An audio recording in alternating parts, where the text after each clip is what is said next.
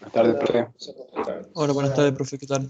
Bueno, como verán en la imagen, antes de apagar el video, ya me pude cortar el pelo finalmente, así que fue todo un éxito, ningún problema de reencuentro con el peluquero, así que bueno, me ven más chiquita la cabeza ahora. Pero bueno, vamos a empezar la clase 6, así que ya mismo switcheo hacia la presentación para que arranquemos y vamos a recorrer todos los temas. Acuérdense de avisarme en caso que se corte la señal, ¿no? Porque a veces ocurre que se corta el audio y no podemos escuchar lo que estamos viendo. Esperen que switcheo. No estoy muteado, estoy hablando, ¿no? Sí, Sí, profe. se escucha bien. Sí, profe, ahora sí se escucha. Está bien. Esperen que abra bien el PowerPoint que corresponde. Este acá. Bien. Bueno, ¿ahí aparece la clase? Sí, profe. Sí, profe. Bueno, como siempre, las novedades, que va a ser una constante a lo largo de todo este año. Vamos saltando y acumulando pantallas semanas por semanas del grado de evolución de la famosa pandemia. Fíjense, de 3.600.000 saltamos a 4.230.000 en una semana, que fue la última, la clase 5, 290.000 muertes. Y hoy estamos en 4.635.000. Fíjense la evolución, 4.200.000, 4.600.000, unos 400.000 casos más. Los decesos de 290.000 a 297.000. O sea, como ven, la curva está con aumento sin todavía un progreso de aplanamiento, por lo menos a nivel mundial, ¿no? Se incrementó un país más de los 187 que teníamos, no me pregunten cuál, porque no estoy buscando en la plataforma, sino estas eran fotos del dashboard del Johns Hopkins University, ¿bien? Bueno, vamos a empezar un poquito siempre con repasos. La idea siempre es tratar de arrastrar los contenidos vistos en la última clase para saltar de lleno los de esta clase, que son muy importantes, dicho sea de paso. Vectores y rasters. Bueno, siempre teníamos recordando este concepto, la representación de esta realidad que nosotros generalizamos a partir de la observación, puede ser siempre en forma vectorial o rasterizada. Bien, acá tenemos un ejemplo clásico y que define el objeto de estudio. Por eso acá pongo que jugar los dados con esa decisión. Ustedes van a tener que jugar los dados para elegir de qué manera representar un análisis en un sistema de información geográfico. Pueden hacer un mix de ambos o trabajar simplemente con alguno según el objeto de estudio, precisamente. Bien, aquí vemos la perfecta compatibilidad que hay entre el mundo raster y el mundo vectorial. Pueden observar, digamos, puntos, líneas y polígonos definidos en el modo vectorial y cuya homóloga representación en el mundo raster está dado por las celdas. Bien, obviamente las celdas intentan reproducir de la mejor manera posible la realidad, y de aquí es donde exprimimos las definiciones y las conclusiones de diferencia entre rasters y vectores en las clases anteriores, ¿bien? En la cual, por eso siempre es bueno repasar estos conceptos, porque a la larga ustedes van a empezar a decidir qué utilizar para representar el mundo real en un sistema de información geográfico. Los rasters, recuerdan, tenían las celdas, están formadas por una matriz de celdas cuyo valor que está dentro de esa celda es un valor asignado por un sensor. Y acá detengo unos segundos. ¿Qué es un sensor? O sea, ¿quién hace esa medición? Bueno, normalmente, generalmente, gracias al avance de la tecnología, la información satelital y ahora la de los drones y sobre todo las cámaras multiespectrales que realizan imaginería del suelo, permiten trabajar con información que justamente es volcada en un raster. Precisamente los sensores, que pueden ser pasivos o activos según si fueran radar de apertura sintética o un haz de luz que devuelve un pulso y ese pulso está codificado, es lo que genera parte de la información producto de esta matriz. La resolución de la matriz va a depender del grado de resolución del sensor cuando sea el momento del relevamiento, ¿bien? Recuerden como veíamos la batimetría del caso de la zona donde se perdió el vuelo de Amelia Earhart, aparecían resoluciones de, creo que 9 kilómetros de píxel, o sea que los valores de profundidad correspondían a un cuadrante bastante grande en el océano como para poder tener más precisión en algunos casos. Bueno, hablando de precisión, aquí tenemos el ejemplo clásico de los vectores versus rasters y sus precisiones. Supongo que están relevando el zigzagueante río Salí, que ustedes pueden ver que si bien no pega estas curvas tan pronunciadas, sí las tiene. ¿Por qué? Porque es un río de llanura plana, es de origen aluvional. ¿Qué significa? Y bueno, el origen aluvional, cuando hay tormentas enormes de verano, el agua del cauce puede romperlo y pasar a un cauce nuevo y eliminar el cauce antiguo. Entonces, cuando hay periodos de baja de nivel de agua, el cauce queda desactivado, por decir así, entonces de esa manera va cambiando su forma, por eso esa forma zigzagueante.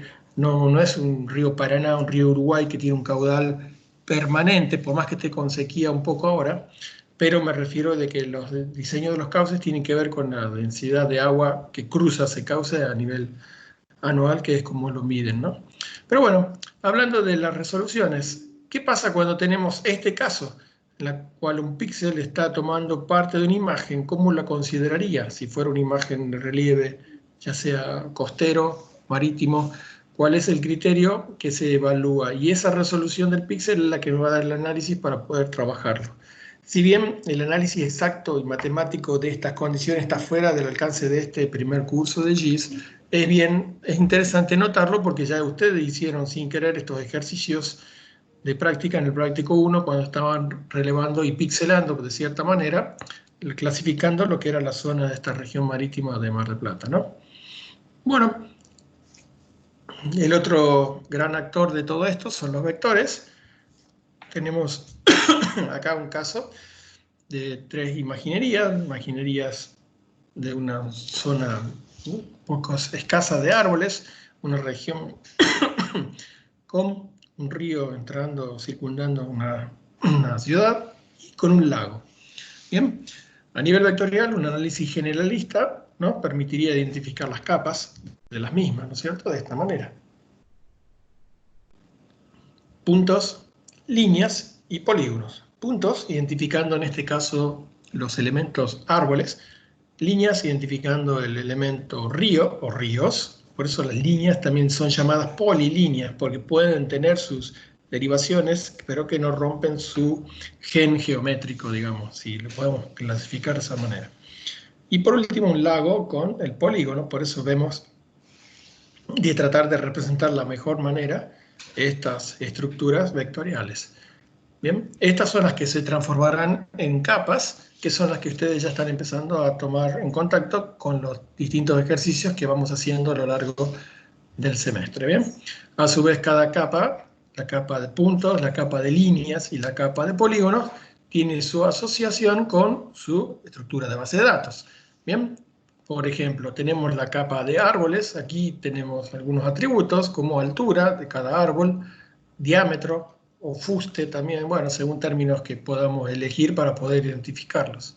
Con respecto a los ríos, ancho del cauce, qué calado o profundidad, qué longitud tiene, etc.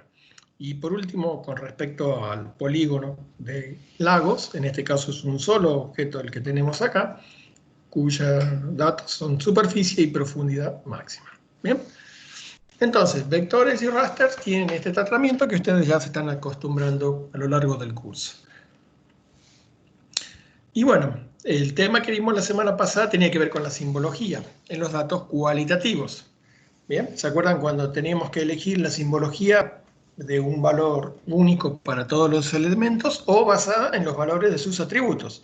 Bien, teníamos a todo el planiferio representando con un mismo color, o podíamos asignarle un valor a cada atributo diferente para poder generar una diferencia o una distinción visual que permita interpretar la imagen de una mejor manera. ¿Bien? Y por último, habíamos visto también la simbología en los datos cuantitativos.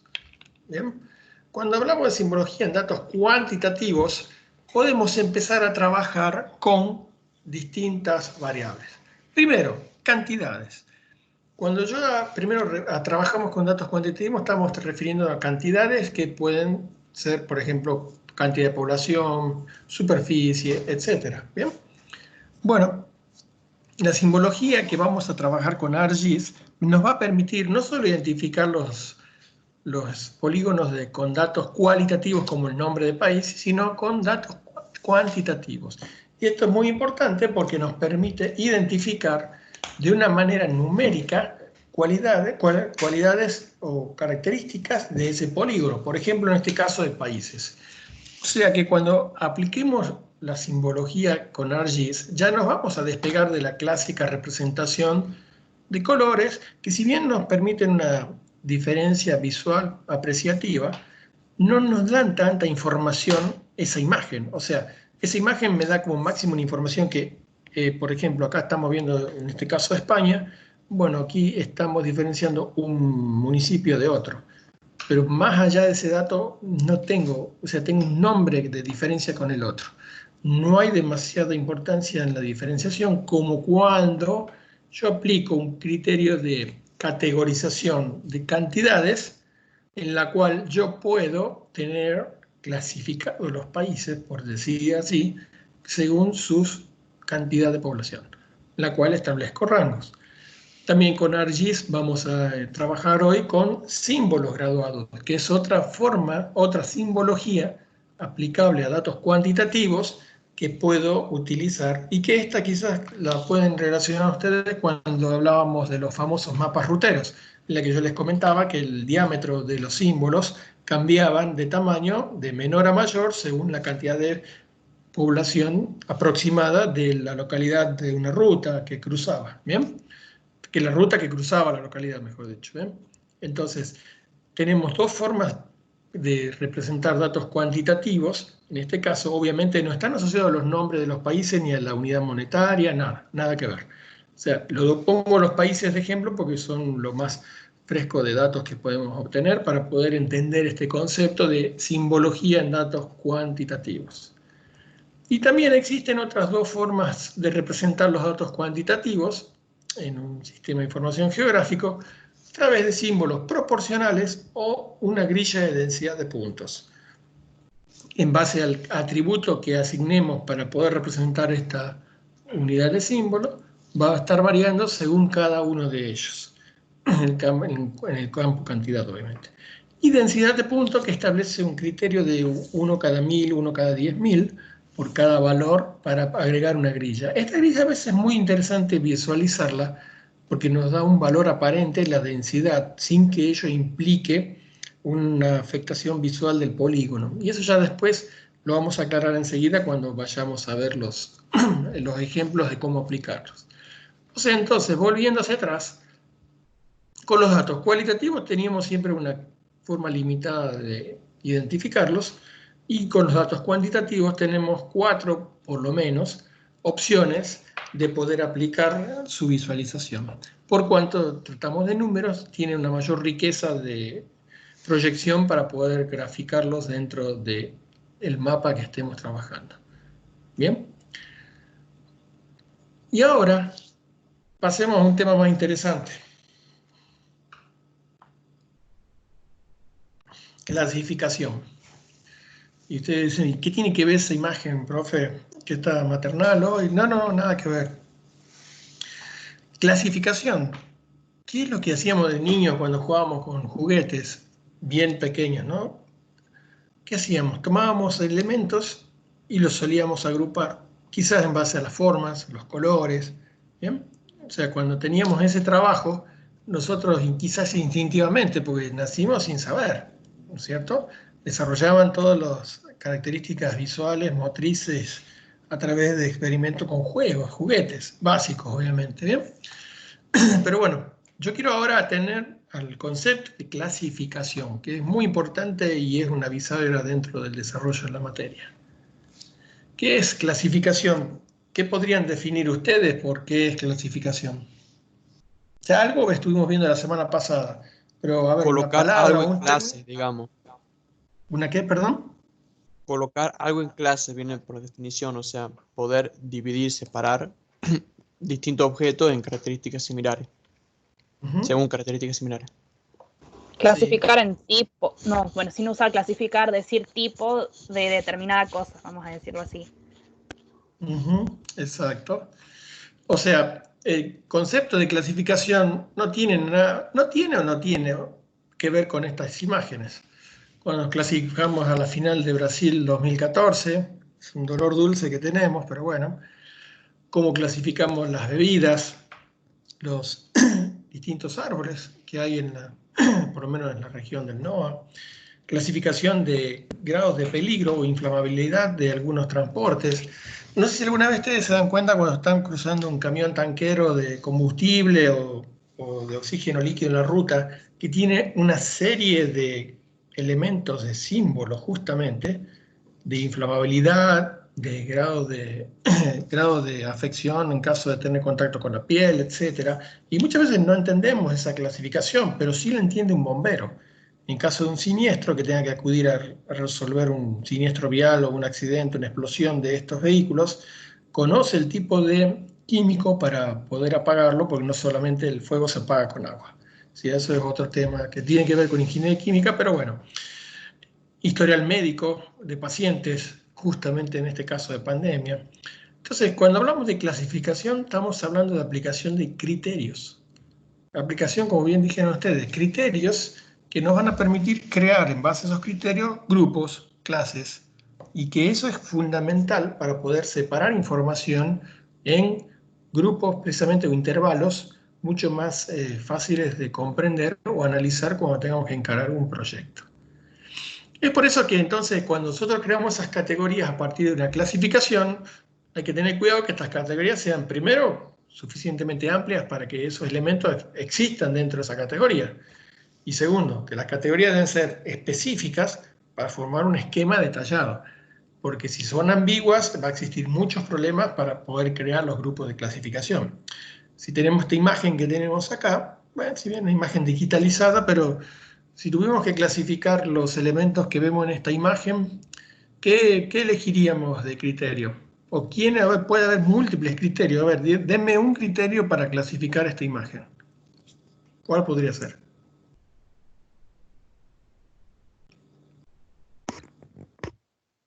Las casas de acuerdo al color del techo.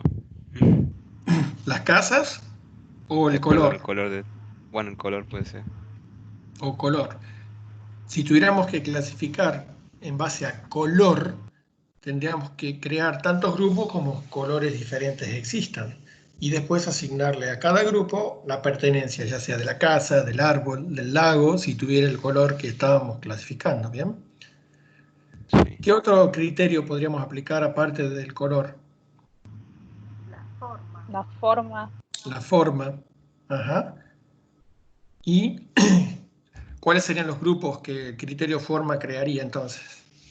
yo estaba viendo, por ejemplo, de la vegetación, que algunos tienen forma redonda y otro triangular, por lo menos los Ujú. árboles más que nada. Creo que son arbolitos eso, no sé. Exacto. Sí, sí. Sí, no sé. Digamos que la tienen en bandeja la imagen porque ya está digitalizada, por lo tanto está generalizada en el sentido de que existe ya una síntesis de la realidad, porque obviamente si les muestro una imagen de un parque real, sería mucho más complicado poder tener que identificarlos, ¿no? Bien. Entonces, partiendo de eso, cuando hablamos de clasificación y asociada a mapas, tenemos que interpretar qué tipo de mapa vamos a crear a partir de los criterios de clasificación que apliquemos.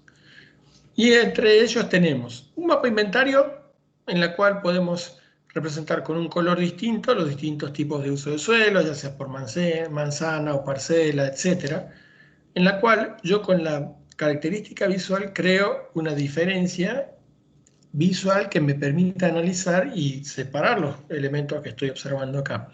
Y fíjense que cada color en el mapa, si bien el color en sí no me transmite información, la leyenda es la que se agrega en la descripción de los mapas para poder interpretar o decodificar el color que estoy mirando. ¿Qué significa este color marrón? Bueno, tengo que irme acá y leer la descripción que corresponda a, por ejemplo, áreas no urbanas, áreas fiscales, áreas abandonadas, baldíos, etc. ¿Bien? Cuando hablamos de mapa analítico, el criterio de clasificación cambia de rol. En este caso, cuando el mapa analítico representa zonificaciones de uso y propuestas de implementaciones.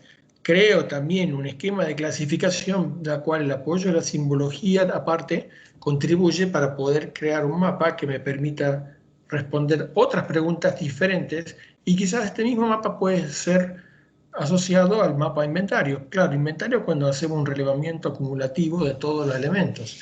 Analítico cuando la respuesta tiene que ver con una implementación que perturbe o que cree un cambio en las condiciones del mapa por la región que estoy efectuando, el análisis.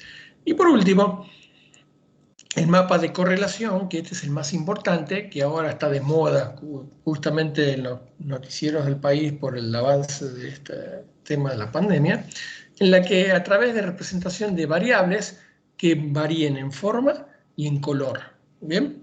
En este caso tenemos variables que tienen que ver con un análisis de las necesidades básicas satisfechas según el INDEC y con el perfil de población que me está dando la densidad de población de los distintos partidos bonaerenses. Por ejemplo, este es un caso.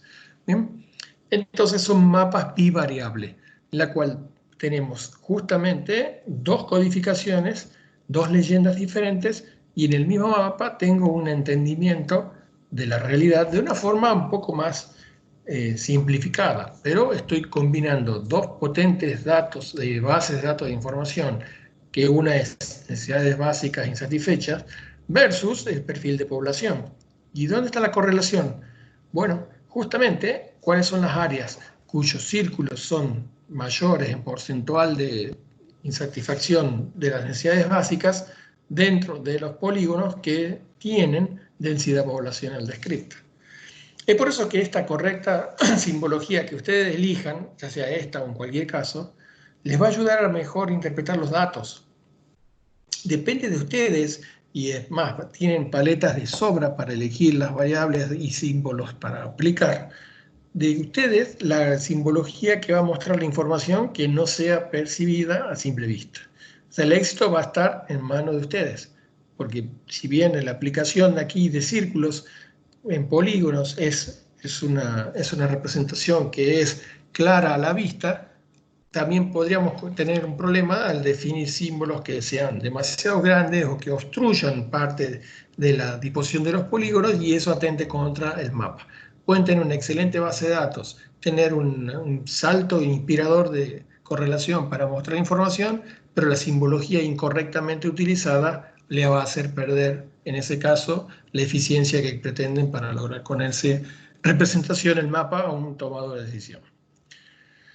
Por eso volvemos al caso este. ¿Se acuerdan que creo que en la primera o segunda clase hablábamos del caso de Deep Horizon, esa película que hicieron hace un par de años, que fue el caso de la explosión de la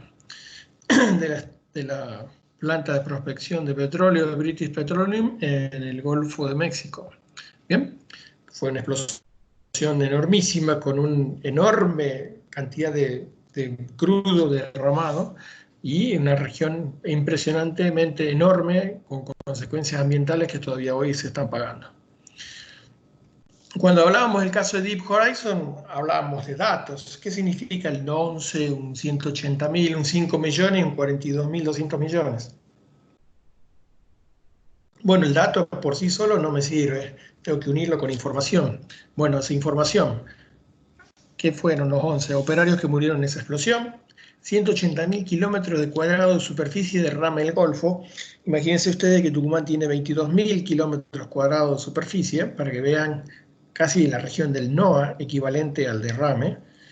5 millones de barriles de petróleo, el equivalente a derramado del mar. O sea, no eran barriles los que estaban perdiendo. Estaba saliendo el fluido del petróleo pesado del fondo del lecho del mar. Bien, o sea, de ahí se hizo el cálculo este. Y 42.200 millones de dólares en multa. en caso y también por costos de limpieza que tuvo que hacerse cargo British Petroleum, justamente la subsidiaria que tuvo el siniestro este. Bueno, este fue el primer día de expansión de La Mancha. Fíjense aquí, yo creo que les había mostrado acá, Tucumán Capital, fíjense el límite con Las Cejas, Santiago del Estero, cómo era el alcance. Entonces, en este caso, ¿cómo aplicamos el criterio de variables que estábamos hablando recién? ¿Cómo establecíamos los criterios de correlación cuando tenemos información de esta característica? Bueno, de esta manera. En este caso, este es un mapa elaborado por FEMA, que FEMA es la organización de defensa, una defensa de desastres de Estados Unidos, que tuvo su rol muy importante o polémico dentro del huracán Katrina en 2005. Pero bueno, aquí con información de sensoramiento se pudo detectar cuál fue la propagación de las manchas del derrame de petróleo y cuáles fueron las áreas que fueron impactadas biológicamente de forma directa. Bien, entonces fíjense acá en la cual había muchísima información, demasiada información, cómo sistematizar todo ese dato de una forma tal que el mapa no sea ilegible. ¿Bien? Entonces, a través de clasificaciones con respecto a cuáles eran las áreas de testeo, dónde fueron las áreas afectadas, peces, a dónde debían ponerse las barreras de contención, etcétera.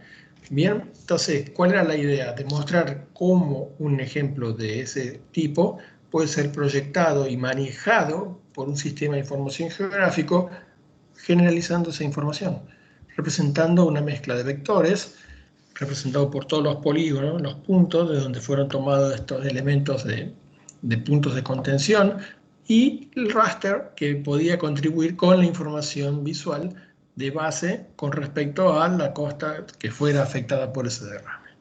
Entonces, vemos de esta manera cómo el efecto de usar una buena simbología nos puede conducir a un muy buen resultado. Bueno, a ver, ¿y esto qué tiene que ver con GIS, profesor?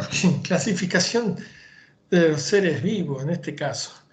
Bueno, así como bien ustedes dijeron la definición de lo que es una clasificación, base en un criterio, pueden tener distintos tipos de grupos. ¿Bien? Entonces, ¿cómo existe este tipo de parámetro de arranque para poder determinar cualquier tipo de información? Pero bueno, esto es una información que puede ser muy útil para el análisis de la biodiversidad, etc. Pero para que vean cómo existen múltiples maneras de generar clasificaciones y cada una con un resultado diferente. Bueno, ¿cómo harían ustedes ahora de este pequeño árbol de las redes sociales? ¿Cómo harían una clasificación de las redes sociales? ¿Cómo encararían esto? ¿Qué pasa si esto es una pregunta de parcial? ¿Cómo harían una clasificación de las redes sociales? Fíjense que tienen, primero, una representación de símbolos de cada una de las plataformas. Imagino que las conocerán a la mayoría, quizás algunas no. ¿Cómo encararían una clasificación? Por el color. La similitud en su funcionalidad, digamos. Según su fin. Similitud de funcionalidad. ¿Qué más? Sí, Por rango de edades que utilizan, digamos, porque hay gente que utiliza, no sé, más Instagram, quizás los adolescentes, o no sé, Facebook no tanto ahora, en la actualidad, porque ya es como que Facebook pasó de 20 años para arriba, sino por edades, podría ser. Sí, sí. Yo lo Bien, ¿qué más? separaría también por el grupo, por ejemplo, a Facebook e Instagram, que pertenecen a la misma persona, o sea, son la misma compañía, los pondría juntos, por ejemplo. Así, Ese es otro, sí.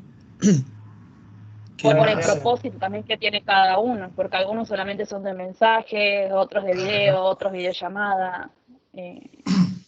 Bien, sí.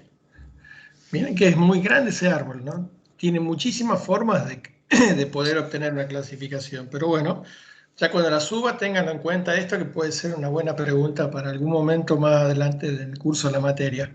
Pero sí, es verdad, es válida cualquiera de esas opciones, desde a quién pertenece qué empresa, y que eso a la larga está creando una tendencia mundial, pero también con respecto, perdón, al tipo de información que trafica, Por ejemplo, no es lo mismo tener una cuenta en Twitter que en LinkedIn, por ejemplo, o con el tipo de interacción o el segmento etario, digamos, si es para jóvenes o para perfil de otro tipo de personas. Pero bueno, este arbolito ténganlo muy bien en cuenta para más adelante y vayan empezando a trabajar de a poquito. Y bueno, por último, un recordatorio de las variables visuales que habíamos visto en cartografía, bien, según Jacques Bertin, bien, que teníamos variables visuales que tenían su variabilidad en la forma, en su tamaño, en su luminosidad, orientación, color o textura. Eran los 6 parámetros con los cuales ustedes ya tenían una forma definida de clasificación.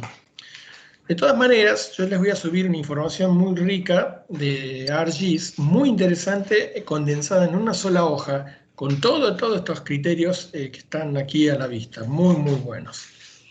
Y por último, bueno, era lo que necesitamos ver del mapa, que esto ya lo están empezando a transitar, a qué propósito lo voy a elaborar, a qué audiencia va a estar destinado, con qué escala y con qué forma de distribución va a tener, que era lo que ya están empezando a hacer con los prácticos que les voy solicitando. Bien, lo último que habíamos visto era justamente lo relacionado a los contrastes, y en este caso entra en juego mucho lo que va a ser la clasificación, que es la que vamos a ver ahora cuando saltemos al ArcMap. Para lo cual hago el cambio de plataforma y nos vamos al ArcGIS, que está aquí. ¿Está visible? Sí. Bien, bueno, vamos a hacer un recordatorio de lo que habíamos visto, pero bueno, estos son los datasets de la clase que les voy a dar ahora, pero bueno, si quieren los puedo utilizar a estos. ¿Bien? Arrancamos con este tipo de proyección del continente africano. ¿Bien? Siempre agregamos mapas. Cuando agregamos, lo hacemos a través del botón de agregar datos. Bueno, aquí tenemos la representación del continente. Y haciendo énfasis en la clasificación por simbología, siempre tenemos acá símbolos únicos. ¿Bien? ¿Por qué? Porque tenemos el mismo elemento que representa al continente, pero mucha información no tenemos. Bueno, asumimos vamos a hacer la... Sí. ¿Están subidos estos datasets ya o todavía no? Ya, todo. Sí. Ya después les voy a informar los datasets. Está subido, está como 4K1 CB06 datasets. ¿Bien? Están subidos en Teams, en el Drive y en el sitio virtual de la UTN. Siempre antes de las clases yo ya dejo subidos esos datasets, están compactados en un RAR. ¿Bien? Bueno, si hacemos doble clic, ¿se acuerdan? Un poquito de refresco. Vamos a General y le ponemos África como nombre de capa. En Labels hacemos clic y le digo, quiero ver los nombres de los países porque no me los conozco de memoria. Hago clic y elijo el atributo del campo para visualizar. En este caso, la base de datos tiene el campo FEED, que es Feature ID o elemento de identificación único, que ese es un primary key, de que es el conector entre el dato alfanumérico y el dato geográfico. Y luego una serie de datos como nombre, superficie en kilómetros, población en el año 98, en el 94, en 2000, edades de 0 a 14, de 15 a 64 y por arriba de 64, etc. Pero una serie de datos interesantes propios que pueden enriquecer el análisis y podemos jugar con ellos para aprender algunas cosas hoy. Bien, bueno, ya tengo representados los países. Bueno, esto está bueno. Ya sé cuáles son los nombres de los países. Pero bueno, por ahí ustedes quieren representarlos de una forma más sencilla. Bueno, empecemos a aplicar los conceptos que estuvimos revisando hoy. Primero, hablamos de representación de datos. Bien, bueno, la simbología de los elementos, símbolo único, es el que estamos obteniendo acá. Cuando vamos a categorías, tenemos las categorías por datos cualitativos. En este caso, al campo nombre le asigno una rampa de color, para lo cual para cada elemento de nombre diferente del campo nombre me pone decisión a un color, Y al hacer clic identifico automáticamente la gama de colores que me diferencian visualmente y me dan una comodidad visual diferente.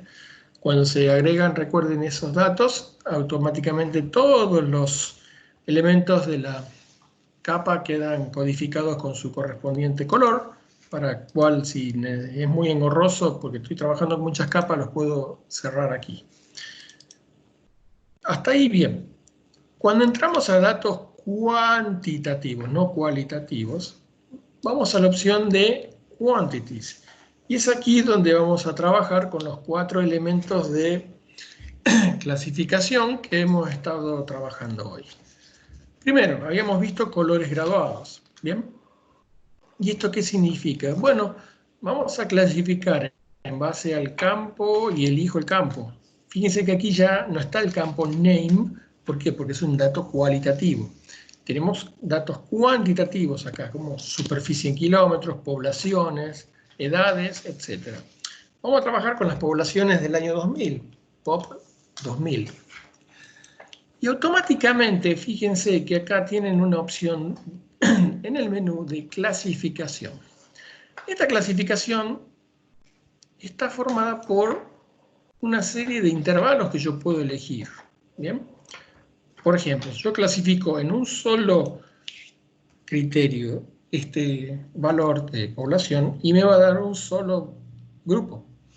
Cuando clasificamos el criterio a aplicar, en este caso, me va a crear tantos grupos como valores dependan de ese criterio. Por ejemplo, hago clic en clases o intervalos de clase en 5 y vamos a hacer clic en OK. Y fíjense que ahora ya África cambió de forma. ¿Bien? ¿Qué significa? Y bueno, cambió su perfil de color. Ya no estoy diferenciando los países en base a su color. Y para comprender esto vamos a hacer lo siguiente. Con el botón derecho copio la capa África y en Layers hago clic y la pego. Entonces, aquí a esta identificación de capa le voy a llamar África natural. ¿Bien? Estamos duplicando la capa y los colores van a ser los colores de simbología basados en colores únicos. ¿Bien? Que es la que conocemos normalmente. Y esta va a ser África clasificada, por ejemplo. ¿Bien? Así vamos trabajando con los dos tipos de datos. África natural y África clasificada. Fíjense que África natural me dio los 47 colores diferentes del producto de los 47 países, creo que tiene, ¿no? A ver, clic, botón derecho, abrir la tabla de atributos, 49, perdón, me había olvidado 2 países. Bien. Bueno, en África clasificada, ¿cuántos colores diferentes obtengo? 5. ¿Producto de qué? De una clasificación basada en colores. ¿Cómo lo obteníamos? Haciendo clic en simbologías, datos cuantitativos, colores graduados. ¿Qué significa esto? De que todos los países que tengan entre 291.000 y 8.537.000 habitantes me los va a representar con este color. Los que tengan uno más que este, o sea, el intervalo siguiente, 8.537.000, bla, bla, bla, hasta 24 millones, me lo va a representar en color naranja, luego verde, hasta el valor máximo. Y en este caso, ¿qué es lo que hace el ArcGIS? Toma, en base a un criterio de intervalos, que pueden ser iguales según la distribución de la información, ya lo vamos a ver a eso pronto, le va a crear los intervalos de clase que estén dentro de ese rango. ¿Para qué? Para mostrar los países. ¿Bien? Y fíjense que arranca por la base de datos del valor menor y termina con el valor mayor. Si vamos a África natural y consulto la tabla de atributos, estamos hablando de población 2000. Hacemos clic y con el botón derecho logramos hacer un ordenamiento ascendente o ascendente.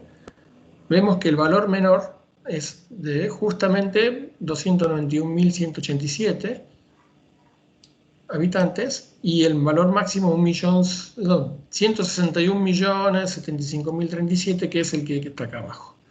Justo equivale al de Nigeria. ¿Bien? Y el de menor al país de Sahara Occidental. ¿Bien? Entonces, ¿qué significa esto? Bueno, la densidad de cantidad de habitantes que tienen los países clasificado por color.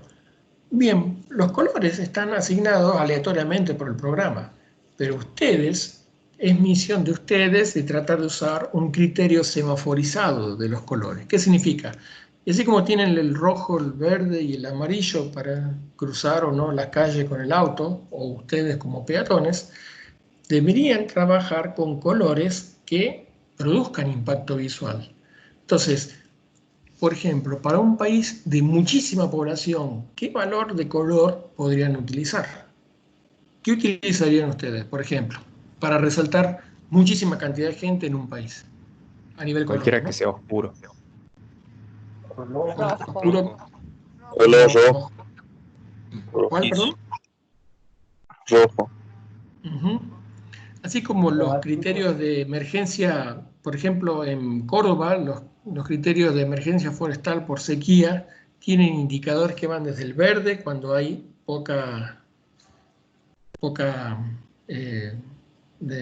poco peligro de incendio, hasta rojo, de alta volatilidad. Justamente ese es el caso que es el que estamos tratando de analizar.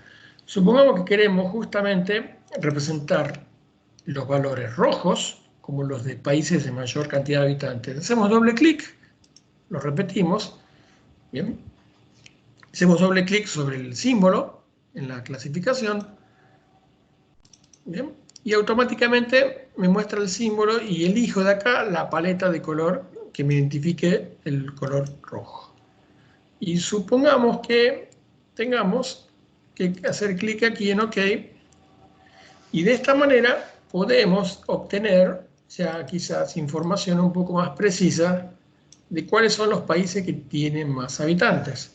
No obstante, el color rojo, si nos vamos a estos lugares, hacemos clic en la I de información, para obtener información de cuáles son los países, por ejemplo, Benin es uno de ellos, que tienen justamente ese tipo de densidad, no densidad, de cantidad de habitantes. ¿Bien?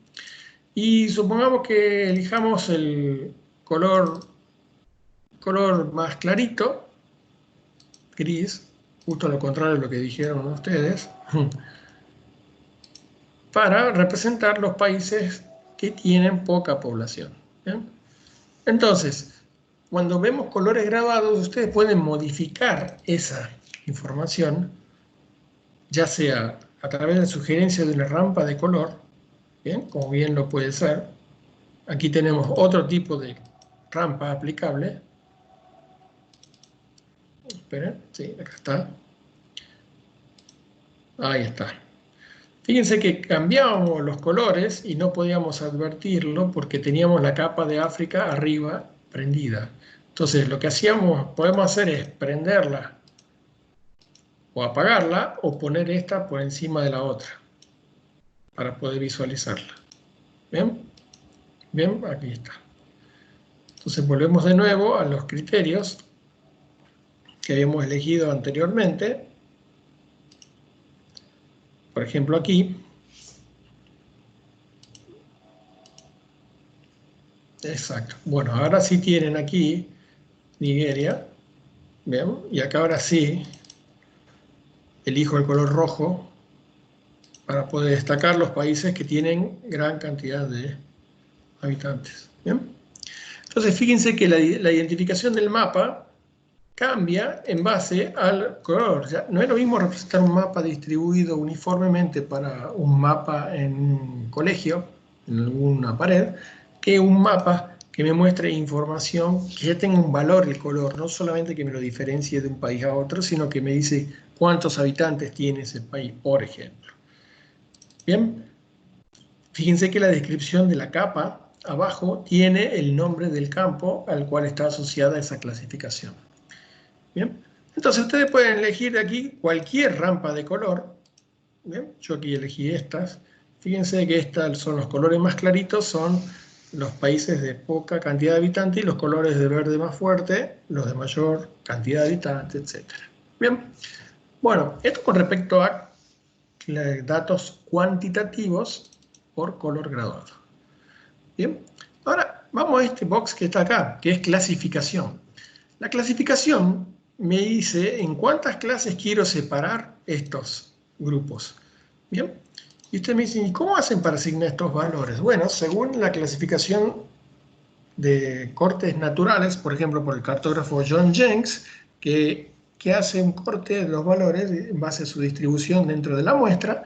Por ejemplo, acá puedo tener una clasificación de tres clases. Y bueno, la clasificación de clases, fíjense, me crea 3 grupos nada más. Fíjense que siempre Nigeria sigue estando dentro del grupo más denso. ¿Y de qué varía eso? Y bueno, en la forma de cual ustedes quieran ser persuasivos para presentar la información. ¿A qué me refiero a esto? Bueno, ustedes pueden elegir 20 elementos de clasificación si quisieran. Entonces automáticamente ARGIC asigna una graduación más diferente en los colores para poder tener perfil de análisis. Si ustedes me dicen, bueno, ¿cuál es la cantidad de clasificaciones deseadas que son? Y bueno, depende del objeto de estudio que está puesto en la presentación. Ustedes van a elegir cuáles son los criterios, cuántas son las clases que pueden crear. Generalmente 4, 5 o 6 máximas son valores normales. Ahora, tener una clasificación de 2 elementos, por ejemplo, bueno, un poco no es muy contributiva al conocimiento por cuanto marcaría 2 grupos, nada más. Bien, entonces todos estos criterios los van a ir eligiendo ustedes a la medida que vayan avanzando con el análisis del país que estén trabajando y el objeto de estudio. Pero bueno, ya tienen África clasificada, ¿bien? ¿Qué pasa si vamos a símbolos graduados? La segunda opción. Aquí la cantidad de intervalos se mantiene o la pueden modificar, pero en vez de gradualizar por base a colores, lo hacen en base a círculos, cuyo aumento de diámetro tiene que ver con el grupo de clase que ha sido elegido. Si hacemos eso, automáticamente aparece cada uno de los países con un círculo cuyo diámetro, el tamaño, manifiesta la cantidad de población que tienen. Puede ser contributivo a la vista, ¿no? Eso va a depender también del objeto de estudio. Y aquí el campo en el cual se eligen justamente esas opciones, en la cual aparece el código del símbolo con su tamaño apropiado. Símbolos proporcionales. Este es el otro que estábamos viendo. Símbolos proporcionales en la que ustedes pueden manipular el tamaño del círculo para poder obtener la información. Esta es una opción de símbolos graduados proporcionales cuya proporcionalidad ustedes pueden manipularla. Con el símbolo graduado en el otro caso no, son valores específicos. Pero acá ustedes pueden crear mayor impacto en la presentación de la información cuando se traten de símbolos en cuyas unidades las pueden definir básicamente y hasta el símbolo que quieran utilizar dentro del trabajo. Y por último, puntos, línea de densidad de puntos. Estas son interesantes por cuanto me permiten crear una malla de puntos en cada polígono asociado a cuánto vale cada punto. Por cada punto que tengo me equivale a 50.000 o 500.000 unidades, por decir así, de la cantidad que quiero identificar. Entonces, esa manera me va a crear una grilla con la densidad de puntos asociada a cada polígono. Fíjense cómo, quería acercarnos a alejar, cómo las densidades varían según los distintos países y que esta forma puede ser un poco más persuasiva para representar la densidad poblacional. Por ejemplo, la cantidad de habitantes, lo que es Egipto con respecto a Libia, Chad, Nigeria, Burkina Faso, Mali, Mauritania, distintos lugares, Marruecos, Entonces, y aquí da el ejemplo de cuánto equivale cada punto dentro de la clasificación. Esta forma de densidad de puntos y colores graduados son las que más se acostumbran a usar. ¿En qué sentido? ¿Por qué? Porque proporcionan información que es relativamente fácil de interpretar para poder trabajar. Y esa es una de las calidades de información. No es lo mismo representar un mapa con esta densidad de colores que con otra grilla que pueden elegir dentro de esto. Acuérdense que después cuando van a hacer clic en Layout, automáticamente aparece el país dentro del layout para poder representarlo y graficarlo como un output para poder hacer un ploteo del mismo. Entonces, de esta manera tenemos aquí las 4 herramientas predilectas para poder trabajar con este tipo de información. Ahora ustedes me preguntarán, ¿y acá dentro de los símbolos? ¿Por qué aparecen los números de una forma tan así, tan específica? Bueno, estas etiquetas o labels, aquí, cuando van a la opción de clasificar, ¿bien? Se abre el histograma de los datos, en las cuales aquí aparecen los puntos de corte de los valores. ¿Ven? Aquí están los cortes de cada uno de los valores, desde el menor hasta el mayor. ¿Bien? ¿Y eso qué significa? Que el primer corte ocurre a los 8 millones de habitantes, el segundo corte ocurre a los 24 millones, el tercero a los 44 y el quinto a los 75. Pero pueden poner ustedes valores redondos. En vez de poner 8 millones, ponen 10 millones. Crean un segundo corte que equivalga a los 50 millones. Otro que corte a los 75 millones. Y otro que corte a los 100 millones. O sea, el último queda como valor final. Y de esa manera, la distribución cambia dramáticamente. Bien. Bueno, aquí justo los colores rojos están al revés de lo que es el otro criterio, ¿no es cierto? Pero tenemos aquí la interpretación de corte es más plana y es más sencilla de analizar. ¿Bien? O sea, hasta los 10 millones, hasta los 50, 50 a 75, 75 a 100 y después de 100 hasta 161 millones, que sería el caso de Nigeria. ¿Bien? Entonces, fíjense cómo ustedes, haciendo clic en la opción clasificar, los valores de corte los pueden definir ustedes justamente para poder tratar de elegir una forma más fácil de representar los colores.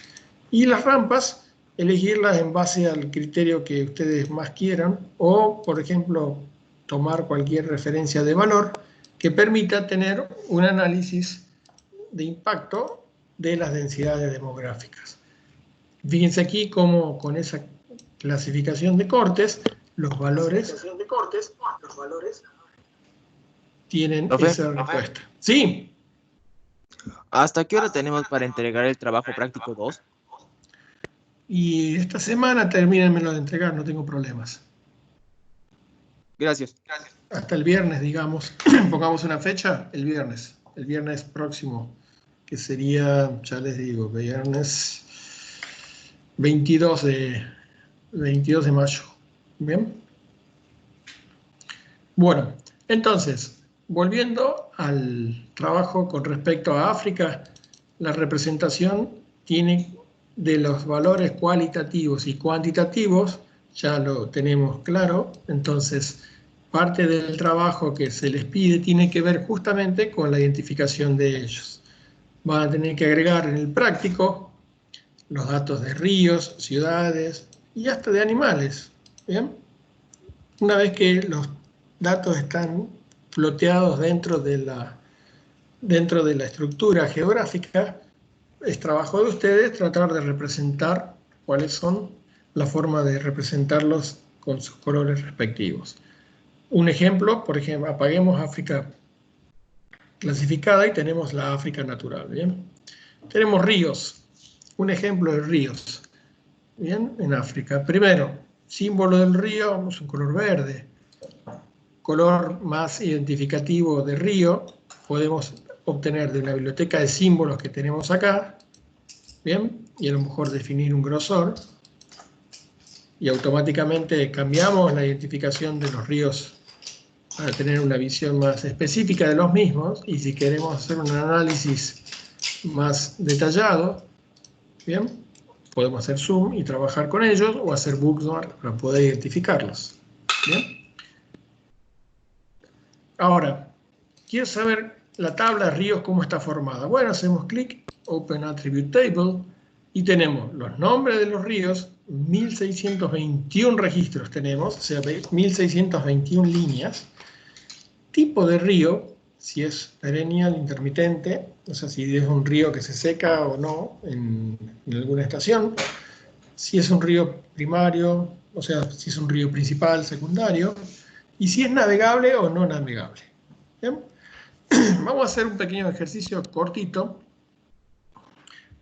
¿Qué pasa si yo quiero ver cuáles son los ríos navegables de África? ¿Cómo podríamos identificarlos? Hay dos formas. Consulta alfanumérica o consulta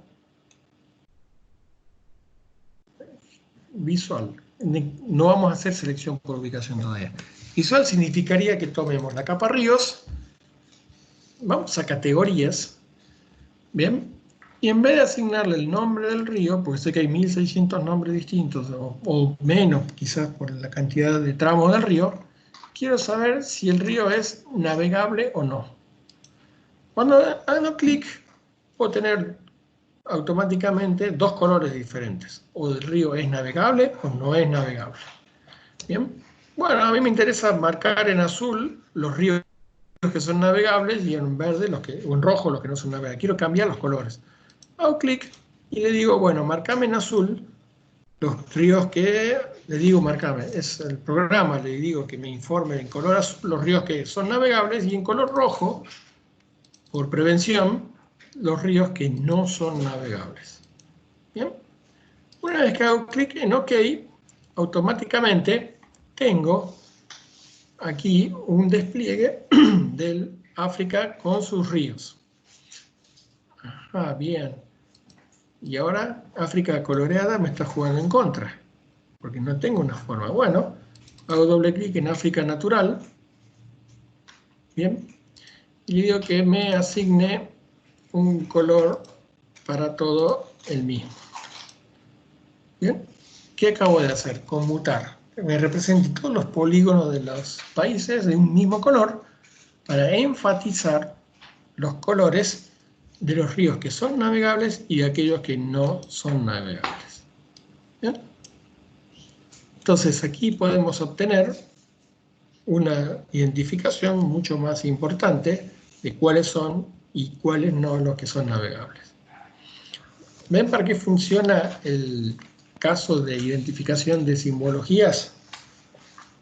Tienen forma de representarlo a través de colores y de los colores incluso pueden clasificarlos, elegir si los ríos no son navegables. Aparte de tener el color rojo, pueden elegir una traza de línea en puntos, por ejemplo, líneas de puntos que me estén dando, o a ver, aquí, vamos a elegir esa línea de trazas y le digo que sea de color rojo. Y fíjense cómo de esta manera, por ejemplo, hemos cambiado la representación de los ríos, enfatizando solamente los que son navegables. Todos los demás no son navegables, significa que tienen un curso de agua inestable, quizás imposible para un bote o canoa. Pero, ¿cuál es la idea de esto? La idea de esto es que la conmutación de colores de representación dentro de un mapa es fundamental para poder expresar cuál es el valor que yo quiero presentar en la representación, valga la redundancia. ¿Qué es información? si tengo que hablar con Nat Geo para decirles de que los ríos navegables son los siguientes, para mandar algún equipo expedicionario que haga un documental, entonces tengo que graficarlo de esta manera. Si tengo que hablar de la información acerca de densidad poblacional de África, tengo que trabajar con otro tipo de mapas. Entonces, podemos trabajar con un mapa de correlación, como vimos el de Buenos Aires, que estaban las variables de necesidades insatisfechas y áreas pobladas. Por supuesto que sí. Y aquí tenemos África clasificada. Fíjense, ¿existen ríos navegables en áreas de gran cantidad de habitantes o no? Fíjense que en la región norte de África carecemos de ese grado de navegabilidad de ríos, solamente el Nilo tenemos acá. ¿Cuántas ciudades hay cerca de ese río, etcétera? O sea que la conmutación de valores para poder identificar un conjunto de símbolos dentro de un mapa es tan poderosa como la decisión de adoptar su color correspondiente a la representación. Y, obviamente, su simbología. Por ejemplo, animales. Apaguemos, fíjense que cities y animals, si abrimos la capa animals, ¿ven? Son puntos. Tenemos jirafa, jirafa, jirafa, cebra, cebra, elefante. Son reservas de animales. ¿Bien? Ciudades. También es un punto. Abrimos la tabla de atributos y observamos población de la ciudad, si es capital, a qué país pertenece, etc. ¿Bien? Ahora, ¿qué pasa aquí con animales? Tenemos los mismos puntos. ¿Y cuáles son los animales y cuáles son las reservas de animales y cuáles son las ciudades acá?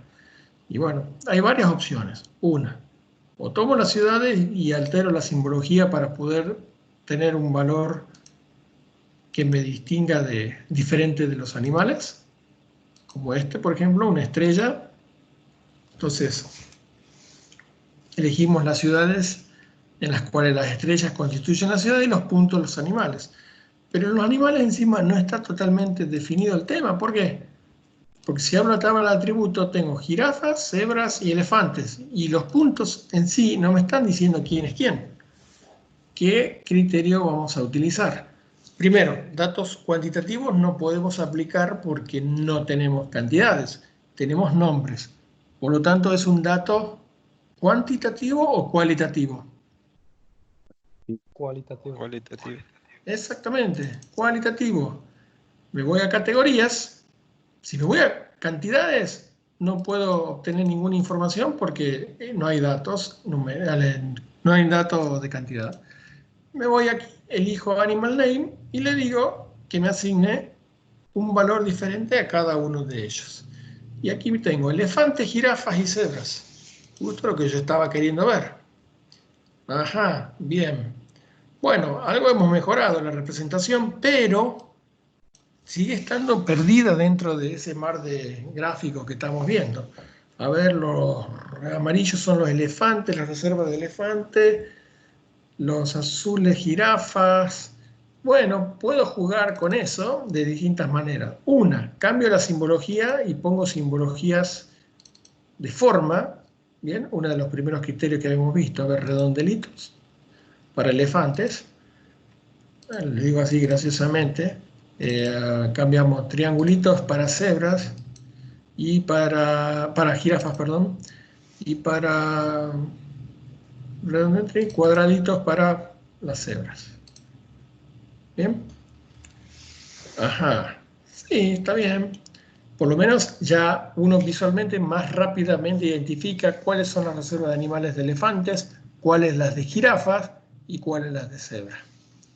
¿Y qué pasa si queremos darle más riqueza? Y esto ya va a quedar en manos de ustedes, chicos. Bueno, exploren la biblioteca de simbologías. ¿Bien? ¿Qué significa? Bueno, elefantes. Hago clic en el cuadro de símbolos. Y aquí en Style References, aparte de toda esta paleta de símbolos que tenemos disponible en ArcGIS, tenemos todas estas categorías de referencia que pueden agregar en la que van a contribuir con nuevos símbolos. Y por ejemplo, en el caso de los animales, creo que había una referencia de estilo llamada conservación, creo. Conservation. No me acuerdo si era esa. Sí, conservation. Y yo le digo clic, la agrego y automáticamente me agregan símbolos relacionados con animales o áreas recreativas, etcétera, etcétera, etcétera. Entonces, si hemos seleccionado al símbolo elefante y quiero buscar el dibujito del mismo, ¿bien? Puedo hacerle clic y asignarle la simbología de elefante para todo lo que tenga que ver elefantes, elegir una jirafa dentro de la biblioteca para la jirafa y una cebra para la cebra. Me dicen, qué justo están ustedes, profe. Bueno, es parte del ejercicio. O sea, las simbologías están. La idea es elegirlas. Entonces el mapa ya tiene otro tipo de visualización y representación. ¿Bien? Quizás depende del tomador de decisión al cual ustedes quieran convencer para hacer un documental de Nat Geo, la información puedan visualizarla de esa manera. ¿Bien?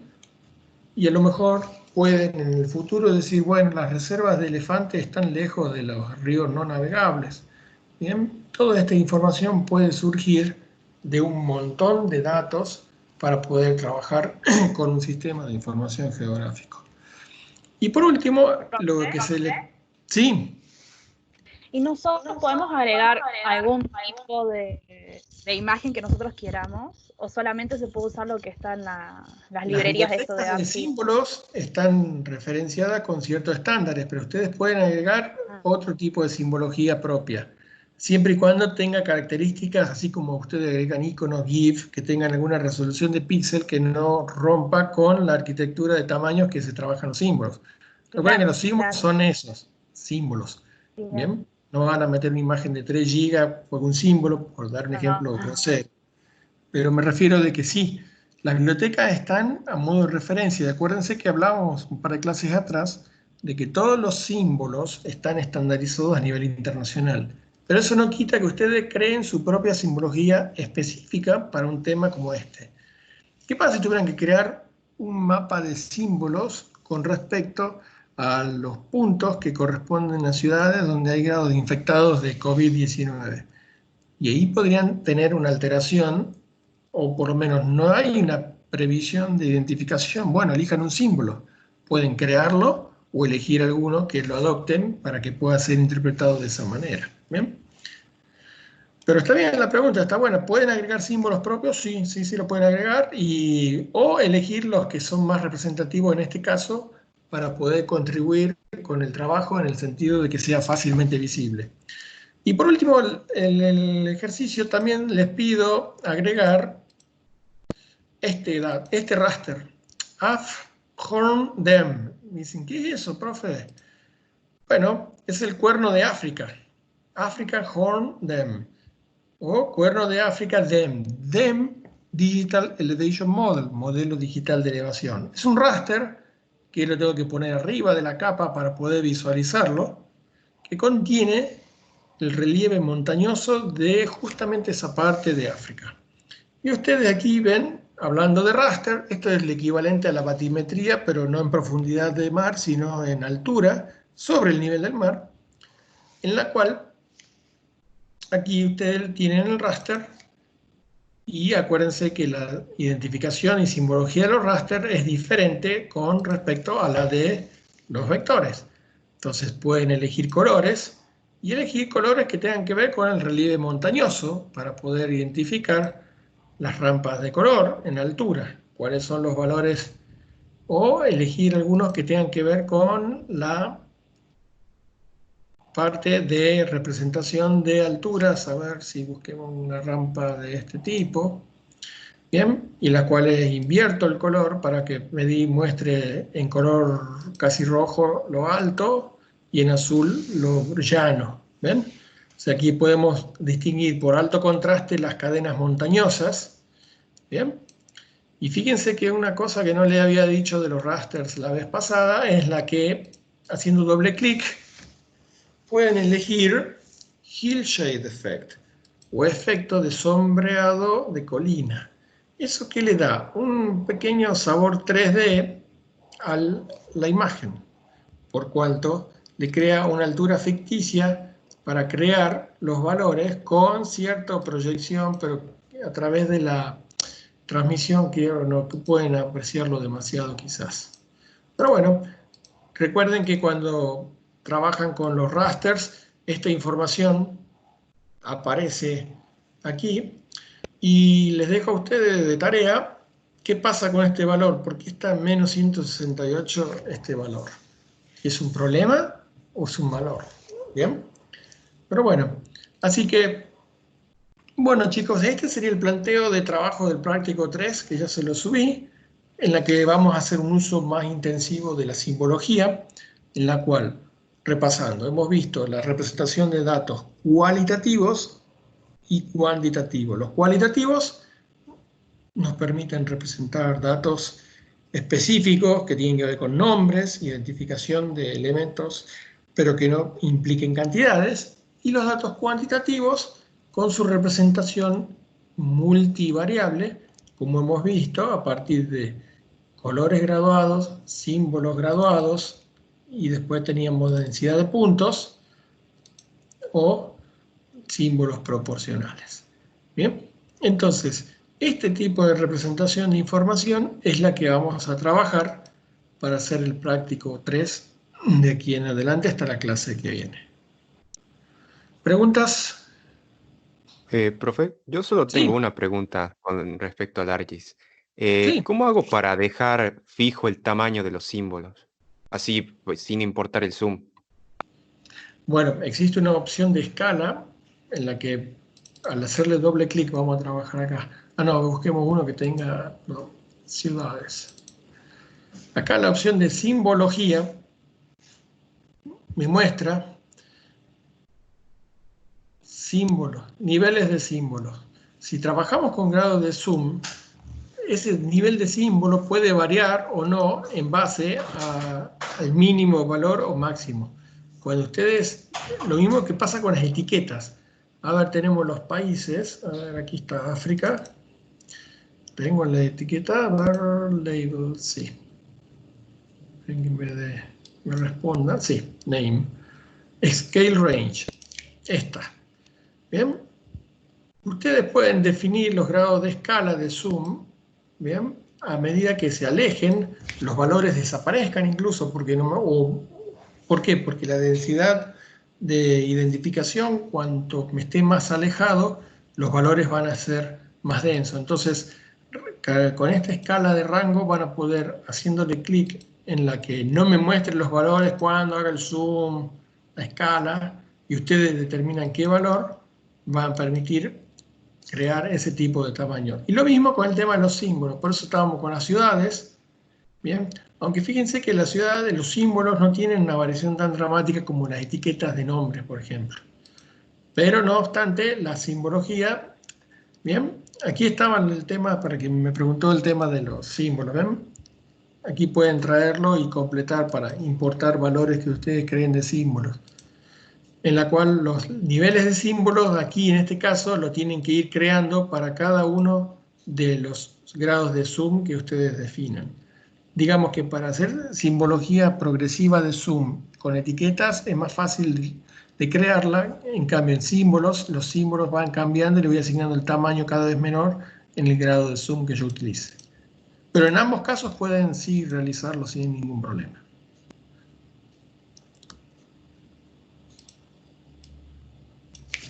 ¿Alguna otra pregunta? Profesor, yo, Sí. Nicolás, Sí, Nico.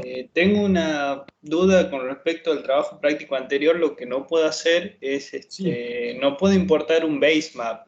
A la hora de importarlo, o se me desaparece todo. ¿Qué grado de zoom estás trabajando cuando lo agregás? Utilizo la que tiene la rampa ahí, pero a la hora de agregarlo es como que se agranda tanto que desaparece, o no. Sinceramente Sí. no sé si se agranda tanto o si se minimiza tanto que se desaparece. Claro, En algunas ocasiones las rutas de Sí. vuelo desaparecen también o quedan descentradas, la verdad que... Y yo A ver. hice lo de ponerle Sí. la configuración que usted dio de la Sí. de las Ve, capas. aquí acabo de agregar, por ejemplo, ¿ve?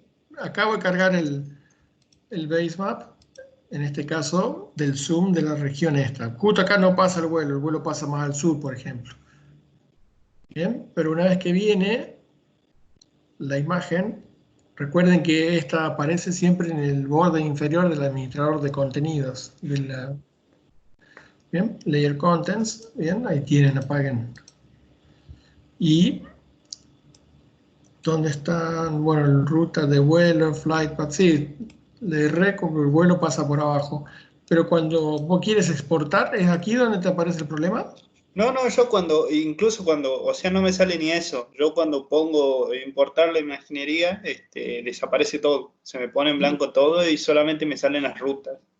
Por eso no sé cuál puede Bueno, ser el problema. fíjate, si no mandaba un print screen de esa pantalla, pero en el momento de switchar al layout view, aparece la información. Ve, aquí está justo un vuelo que pasó al sur de la región que vimos. O sea, esta opción debería ser transparente, no debería haber problema a menos que haya un problema con la progresión de la capa, pero sería bueno que cualquier cosa después me la mandes o al archivo MXD por mail para que yo lo levante acá y me fije a ver cuál puede ser el problema. ¿Ah? Bueno, profesor, muchas gracias. No hay problema. No, de nada. Profe, a mí yo cuando agrego el basemap, Sí, no se agrega, o sea, aparece ahí abajo como tiene usted, pero aparece con un puntito rojo. punto rojo. Sí, o sea, como que no sé si la conecto. No, se A mí termina de me sale cargar una o no. cruz. Sí, aparece como Aparece una cruz en la mapa, como cruz una en cruz, rojo. Sí, sí, y no se agrega. exactamente. En mi caso, Profe, yo creo que noté tiene que que ver el con el... base map directamente está corrido, como si no coincidiera con lo que exporté al principio en el punto 2. Claro, a ver, cuando cargamos la capa, bien aquí tenemos, apago el basemap y prendo los países. En Layers, nos vamos a propiedad de la capa y aquí dentro del sistema de coordenadas que corresponde al sistema de coordenadas mundial WGS 84, tienen que coincidir esto con la información que traen del basemap. Si eso no ocurre, va a aparecer desfasado, justamente, que hablábamos de los marcos de referencia. Bien, en este caso el basemap, cuando yo lo traigo de ArcGIS, me lo trae ya con una referencia, un sistema de referencia que está con una información que me da con respecto a la referencia que viene de base. Pero lo que tienen que tener en cuenta es que la capa de que ustedes estén trabajando tenga asignado un marco de referencia. En este caso, un sistema geográfico que esté asociado a la representación. Si no, van a aparecer desfasados. Por ejemplo, aquí en este caso, aparecían, no es lo mismo desfasado que corrido. O bueno, corrido hasta cierta medida, porque si hacemos zoom, a veces acá el basemap puede no coincidir exactamente con el polígono. ¿Ven? Aquí tenemos la zona de Túnez. Si hacemos zoom, ¿ven? Los polígonos, estos son errores típicos y normales de un sistema de información geográfico por la falta de precisión en la representación del polígono. Pero el basemap, yo creo que si me lo están planteando es porque sale desfasado. Y si no, mándenmelo así desfasado para que yo pueda analizar cuál es el origen del error. Como no estoy en la máquina en ese momento viendo las características, necesito que me lo manden aunque esté desfasado para que yo pueda analizar cuál puede ser el motivo del error. ¿Ah? Profe, entonces dice de que le enviamos también la imagen en JPG con o sin el base map.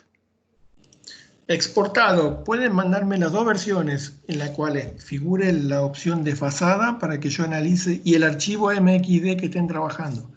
O sea, el archivo supongamos, lo van a grabar como y van a poner TP1, Vascolo, sin basemap. Bien, y el archivo MXD me lo van a mandar también, para que yo pueda analizar la definición de justamente la tabla de contenidos, que es esta acá. Esa es la que me va a permitir analizar cuál es el problema que tiene. ¿Bien? Bien, gracias, profe. Bueno, nos quedamos acá en el mapa de Amelia Earhart, pero no importa. Bueno, ¿alguna otra pregunta, chicos? Ya está subido el práctico 3 en el grupo, y como tal cual les dije, y también está la representación de la información, y enseguida, ni bien corte esto, se graba el archivo de la clase y le subo tanto el video como la presentación justamente la charla esta. ¿Bien? Perfecto, profe. Gracias, profe. Gracias, profe. Bueno, y mañana les mando el resumen de las entregas hasta ahora que me han hecho. Algunas entregas están clasificadas ya y otras entregas están tildadas, o sea, significa que están recibidas, pero no clasificadas todavía, ¿bien? Para que vayamos teniendo un avance de cada uno de ustedes que ya enseguida, sí, por ahí esta noche se los estoy mandando, ¿bien? Bien, profesor. Bueno, Bien, profe. les voy a mandar referencias de lectura del archivo de ArcMap, del manual, porque ahí hay algunas acotaciones en español que van a complementar la clase con respecto a las clasificaciones que hemos visto. No les voy a decir que lean todo el libro, pero les voy a tirar unas cuantas hojas de referencia para que lean de acompañamiento. ¿Les parece? Bien, profesor. Bueno, Bien, profe. Ok. Bueno, chicos, espero que esté más fresco la próxima clase porque estábamos en otoño y todavía parece que estamos en verano con este solcito. Pero bueno, a muchos les gusta, así que. Bueno, chicos, tranquilos, cuídense y bueno, tratemos de mantenernos sanos todos hasta la clase que viene, por lo menos. ¿Ah? Así nos vamos empujando de una semana en adelante con esto. ¿Ok? perfecto, profe. Listo, chicos. Nos Nos estamos estamos viendo, viendo. profe. Gracias. Hasta luego, profe. Nos vemos, Chao, profe. profe. Chao. Chao, profe. Nos vemos. Que ande bien. Chao. Chao, hasta luego.